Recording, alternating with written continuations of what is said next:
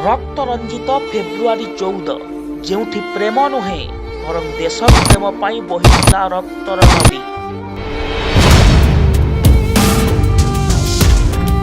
ओडिया अस्मिता पक्षर भारतर वीर शहीद को समर्पित एक स्वतंत्र रिपोर्ट। 2019 फेब्रुआरी 14 समय अपराह्न प्राय 3:15। काश्मीर बरफावृत पहाड़ उपरे सूर्यंक किरण धीरे धीरे कमिबाको आरंभ करुथिला। जम्मू श्रीनगर अभिमुखे जाउथिला सीआरपीएफ एक विशाल कन्भय।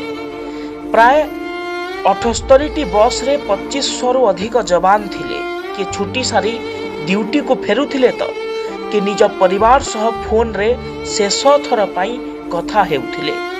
सेमाने जानि नथिले जे मात्र किछि क्षण परे समय सेमानंक पाई सबुदिन पाई अटकी जीव। सही भयंकर विस्फोरणर मुहूर्त अवंतीपुरा निकटस्थ लेतपुरा अंचल रे हठात एक स्कॉर्पियो गाड़ी द्रुत गति रे आसी जवान को बस सह टक्कर देई गला। एक प्रचंड शब्द रे थरी उठिला पूरा उपत्यका। प्राय 350 किलोग्राम विस्फोरक भर्ती से गाड़ीटी साधारण बस को मांसपिंडुला रे परिणत करि दैथिला। विस्फोरण एते भयंकर थिला जे कन्भयर अनेक बस चूरमार हो जाइथिला एवं काश्मीर रो शीतल माटी वीर जवानों उषुम रक्त रे भिजी जाइथिला। घर को फेरिबार प्रतिश्रुति रही जाइथिला से दिन अधारे।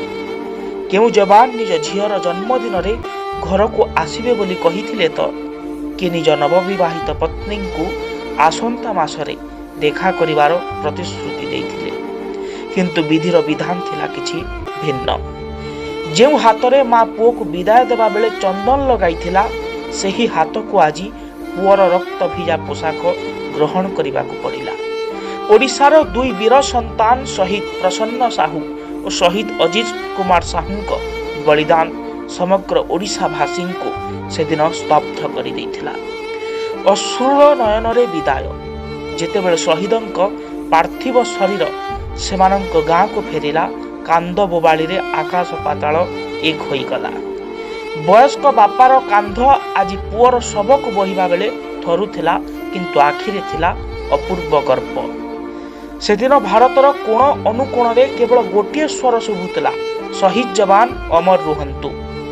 पुलवामा आक्रमण ठीक 12 दिन परे भारतीय वायुसेना बालकोट एयर स्ट्राइक करी शत्रुर आड्डा को धूलिसात कर देइथिला। एहा थिला आम वीर शहीद को प्रकृत श्रद्धांजलि। किंतु आज भी पुलवामा नाम सुनिले प्रतिटी भारतीय छाती कोहरे भरी जाए। सेमाने मरी नाहांती, सेमाने तो आज भी आम स्मृति रे जीवित। सेमाने अछंती बोली आमे आज निर्भय रे सोई पारुचु। आज सही कला दिवसर स्मृतिचारण करुथुबा बेले आसंतु आमे समस्ते मिसी सही 40 जन अमर वीरों को प्रणाम करिबा। सेमानंक त्याग आम पई सर्वदा प्रेरणार उत्स होई रहिबो। भारत माता की जय।